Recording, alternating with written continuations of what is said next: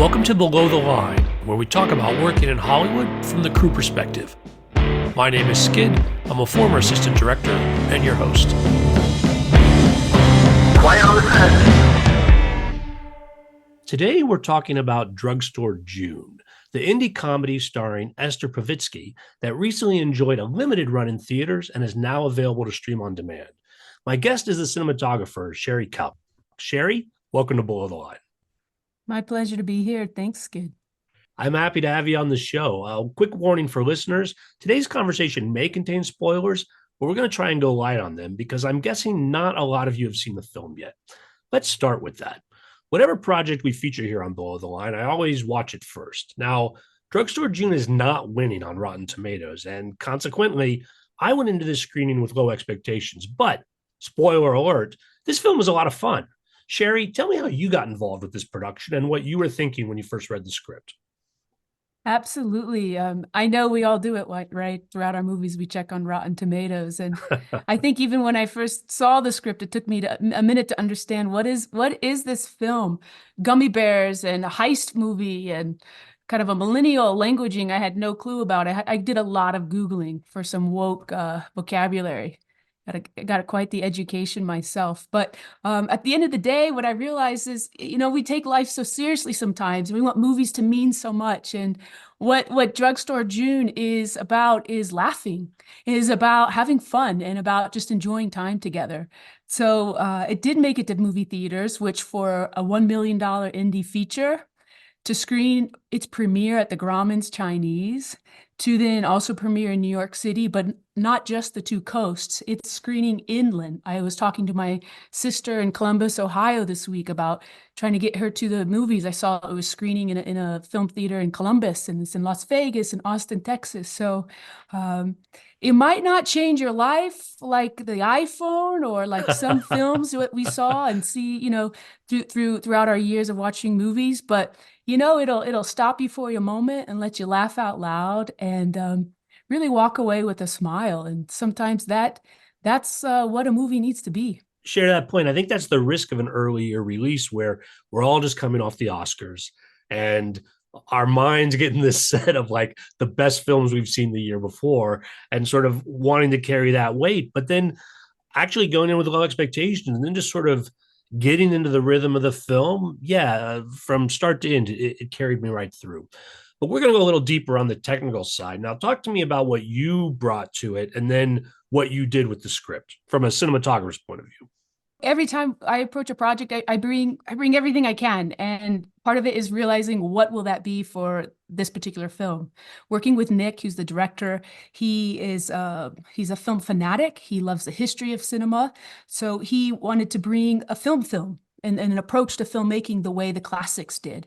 So working with Panavision was at the top of our kind of gets or our goals. And within Panavision, it was working with ARRI. ARRI has been cinema since film into digital. When ARRI lands a camera, it stays around. And so bringing in that sense a real film appreciation to the process of actually making a movie. We shot it in kind of a John Hughes classic cinema style. We were on dolly. I think we did one scene of handheld, and it became about having a location scout, spending our resources, our indie resources on a location scout and our casting director. And also, even before I came into the project, it was about Nick and Esther taking the time and allowing that ebb and flow of Hollywood to intersect when the time was right to make this particular film. I know that they had been brainstorming it for many years, and then maybe Esther had a career moment, or then Nick might have gotten pulled away. And it's in some way just allowing the film to come up in its own time. And going back to Panavision, when it did finally come up to be ready to be made, the dates had shifted a bit and the E-series anamorphic lenses became available. So again, going back to classic cinema, those lenses have been on hundreds and hundreds of films over the last 50 years that we've all watched. So in this particular film of Drugstore, it became about bringing classic Hollywood to a comedy film. Is it a matter then of applying the approach to the film, or does this film break down in ways that you bring a different intention with the camera to different parts of it. I think sometimes I can get a little bit too heady about the intention and what does it mean, and what sometimes it's just about finding the right angle with the right talent that just feels alive. There's that balance between visual language and visual rules, and then what is the location telling us, or what is the, how can we manipulate the blocking in a way? But so I think in this film, it was a balance between who's in the scene, where are we, and where's a dynamic angle that actually engages us in that moment to live through the scene with the character. Let's talk about those fantasy sequences in the middle where it's very obvious that you're making choices with camera to help push that part of the story forward. There's a gummy bear baby. I just want to, my brain is still locked on that. I think it's like 2 feet tall. It's a 2 foot tall gummy bear baby. Yes. I mean, a fantasy sequence can be shot 1,000 different ways, as can a car sequence, as can kind of a intro element to the film. So can a teaser, right? You can approach every element in 1,000 different ways. And when I see a 2 foot gummy bear having a birthday party blowing out candles, I pin it. I know it's going to exist. I don't know how. It could exist a million ways, all practical, all VFX. We could do miniatures. There's so many ways we're going to pin it, but I know that's going to be a thing. Same with car sequences. Okay, we have a family in a car talking, 4 people. How are we going to move around them? We could do it 100 ways. We could green screen, process trailer, hostess trays. We're going to pin that, but we know we need to start building visual approaches to these elements. And in the case of the car, we need to make our budget resources and our time resources balance out the dreams, sort of, in that sense. So to be honest, when it comes to Drugstore June and the fantasy sequences, we had put our value in the locations. The pharmacy, that was a big decision. That was an expensive place to rent. We talked about it. If we choose this pharmacy location, we're going to have to scale back in different ways or find different ways of shooting other parts of the movie.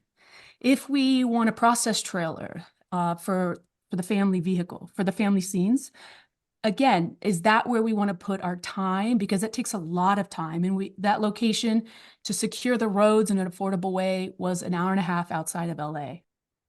So the conversations of where do we actually want to put our time and money? And then when we got to the fantasy sequence, the biggest decision we made there was we cannot move to 6 different locations in one day because we had one day to shoot fantasy. Let's find one location that can house them all and adapt to that location's offerings.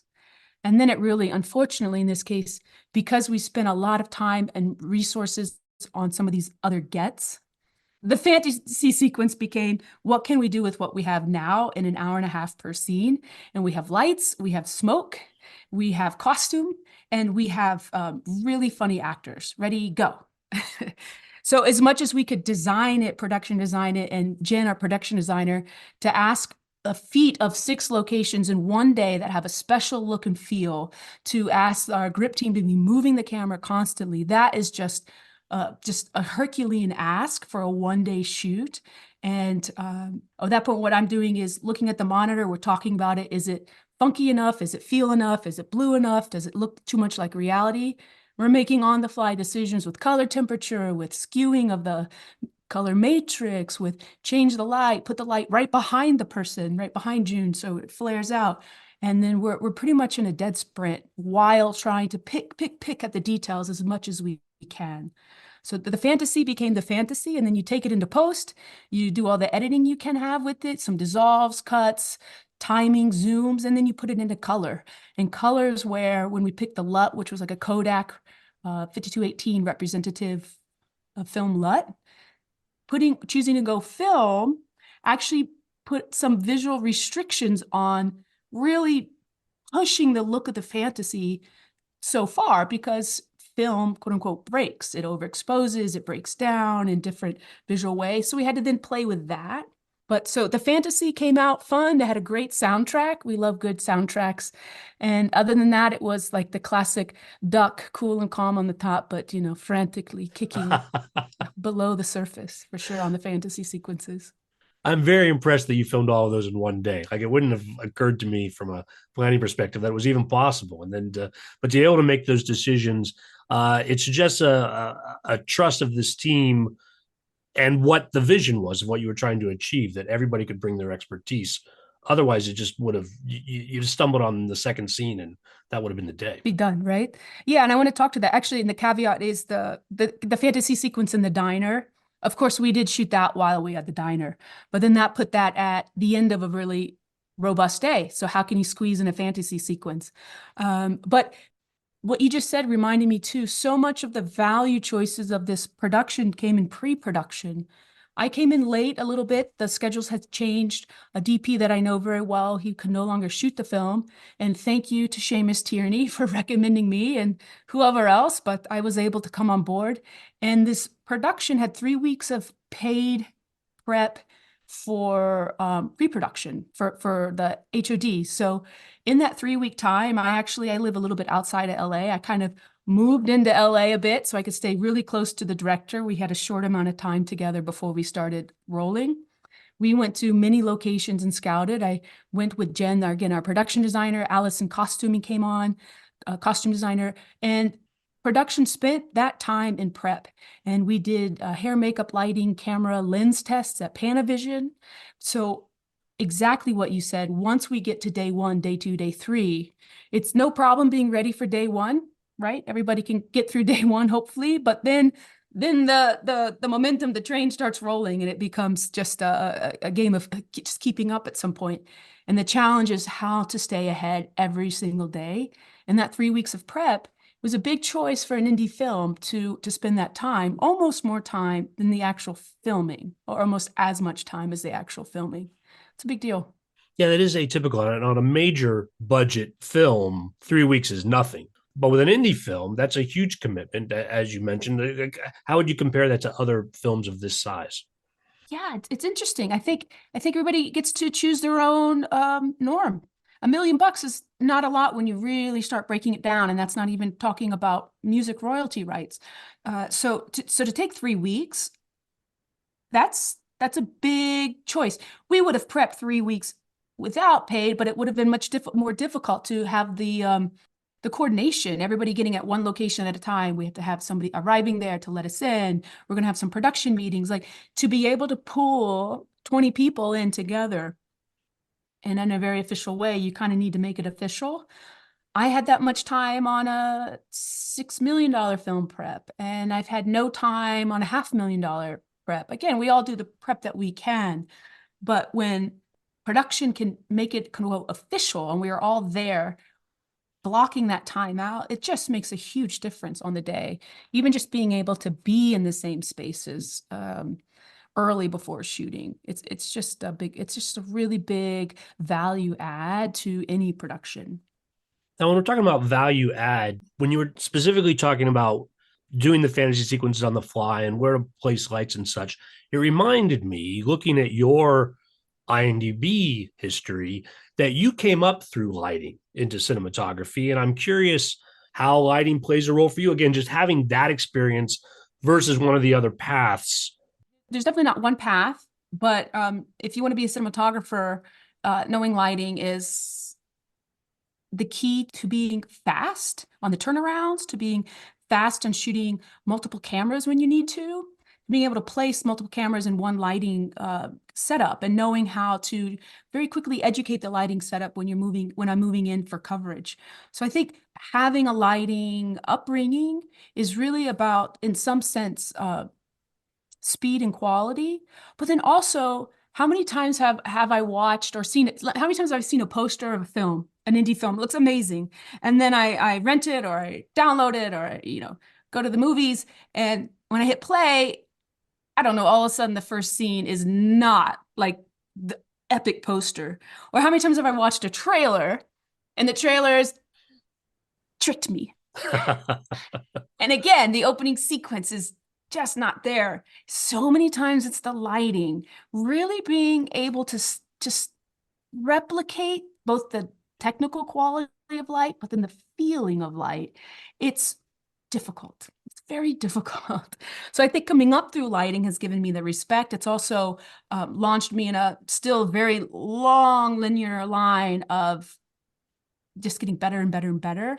But that is definitely where I really come alive and can operate from, is setting the lights, calling the lights, knowing if crew have to switch out, that I can lean into that or not. But truly on an indie film, or it's not even an indie film, truly on a production schedule, the way we shoot today, the lighting has to be carried with your gaffer and their team, because the DP is going through, once you're into production and establish the looks, and once the language of light is understood by the gaffer and the DP, and in a sense with the key grip, that's all in the same sphere of creating that quality. There has to be such trust and respect that that lighting helm can just be moving in tandem with the cinematography helm. In this case, I operated on Drugstore June, so suddenly I became the AOP. And if I'm on a film with an AOP, then it's like in tandem with the AOP, the lighting, the director with me, and we are all moving together. It's not one person calling every single detail. We would never make the first day if we did. Sherri, I want to also dive a little deeper into something else you mentioned on the side, and that was the decision to use a process trailer for the driving work. And for folks who don't know, it's where the car is actually mounted on a trailer, and so it's not actually driving; someone else is driving the car. But then you can set lights and cameras, and the actors can focus on the scene. But that's a huge investment of time, not just in the equipment, but as you said, going out of town, filming where you can close down the roads. Why was it important for this film to invest in that? I think, first of all, safety. We have 4 actors deep in scene work, and I'm not going to ask them to drive. And the director's not going to ask them to drive. And honestly, the actors are going to request or demand not to drive. So at a level there, how are we going to get 4 cast in a moving vehicle wanting a full performance? We are going to, quote unquote, drive the car. So that's number one. Number 2 is, again, time. That was one of the, I think we had 4 B camera days over the course of Drugstore June. And we had a second camera that evening, because 4 people in a car, front to back, it's just takes time. I remember one of my first features was called Love. It's an Indian feature directed by Sudhanshu Saria, even less than $1 million. But I've seen this now several times, and I can just smile, as I feel several times early directing career choices are, I don't have a lot of money, let's put them in a convertible and shoot the film. We get location, we get movement, and in theory, it's great, and it does work. But shooting in a car, technically, as a cinematographer's requirements, is so difficult. There's just, where do you put the camera? There's so many obstacles, and then sound and lighting, of course. So in this instance, process trailer as one of our big choices, both for safety, but also coverage, allowed us to explore the scene, but also in a new and different way than our other car scenes.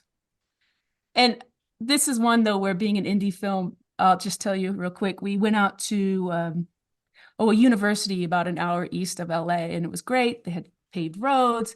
This closed section used to be, it was a built academy, and it was a research academy. And so they had buildings, and it was all electrified, and the street lights worked, and the buildings we drove by, the lights could turn on, and many, many major shows shoot out there.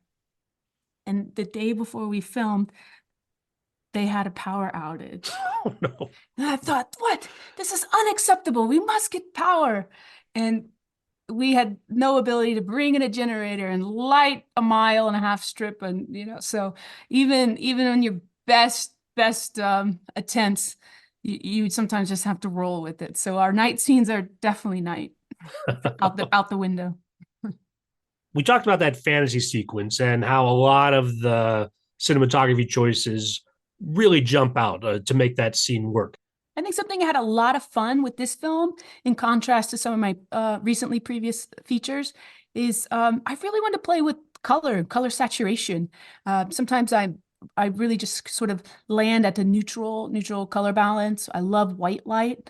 I just love also gradations of white light. But something about Drugstore June, I really wanted to push myself, but also our world into color. And June's bedroom, a lot of fun color there, and really pushing how pink we could get it within the Rec 709 and within the Rec 2020 color spaces without going off our actual technical abilities to replicate it.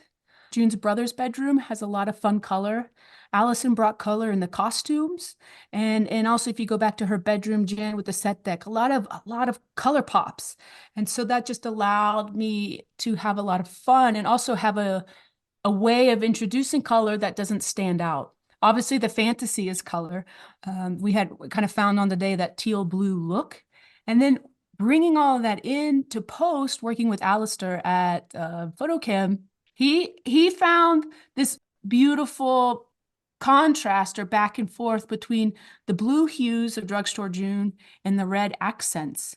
And there was enough of that back and forth that he really shaped, I feel it's like a really energetic relationship in the frame. So if someone's wearing the red shirt, or if the background has red accents in it, or a lot of times June's lipstick is red, that played so well with the way that Alistair then kind of just found that relationship between the blue tones and the red in a funny way. I felt this like it really supported the comedy without going overboard. So that was fun for me on this film in general. It's really playing with color.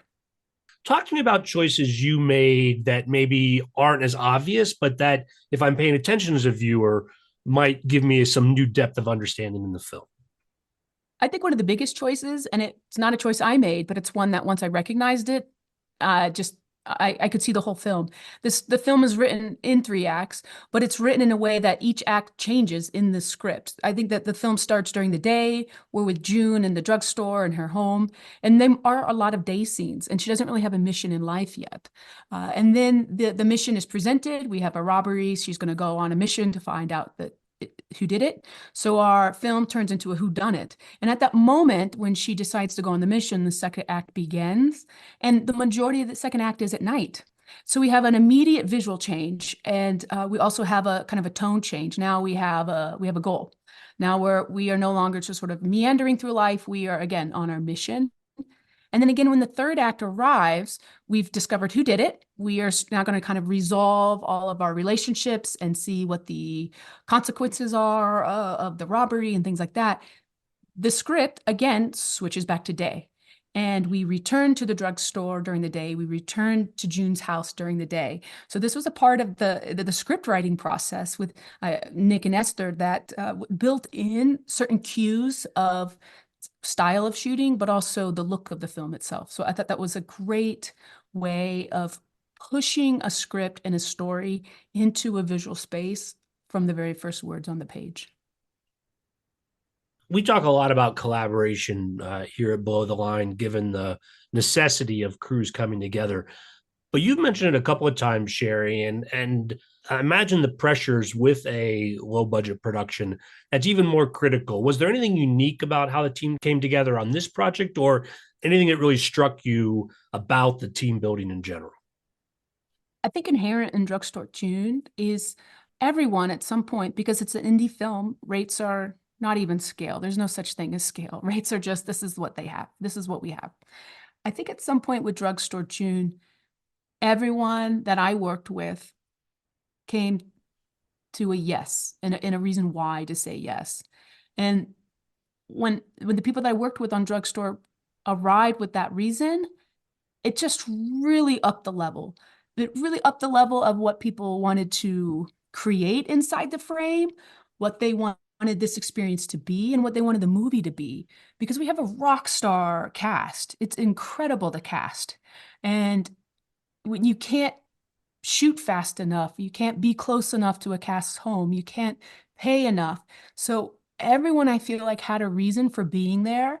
And that reason allowed us all to just say, okay, we're here now, let's go. And that was a great, great feeling to just to be surrounded in that energy on set. Well, I hope we've given our listeners a bunch of reasons to go check out the film if they haven't seen it already. Sherri, on that note, we'll call it a wrap. This was a lot of fun. Awesome. Thank you so much. Listeners, I always appreciate your feedback. You'll find my contact info at our website, belowtheline1word.biz. That's B-I-Z. You'll also find past episodes and links to all of our social media, so check it out. Sherri, where can we expect to next see your work? Well, if you did not catch Drugstore in the movie theaters, it is on iTunes and Amazon and all the places where you can rent or buy it. And then coming up after that, because I do work across kind of film structures, so I have a non-scripted TV series coming out on Hulu at the end of the year, which is still a little bit under wraps. So I'll be out there. Okay, well, Sherri, we'll watch for that as well. My closing credits, thanks to Curtis Five for our music, John Wan for our logo, and to all of our listeners, I appreciate you. Please rate us wherever you get your podcasts and tell your friends. Thanks again from Below the Line.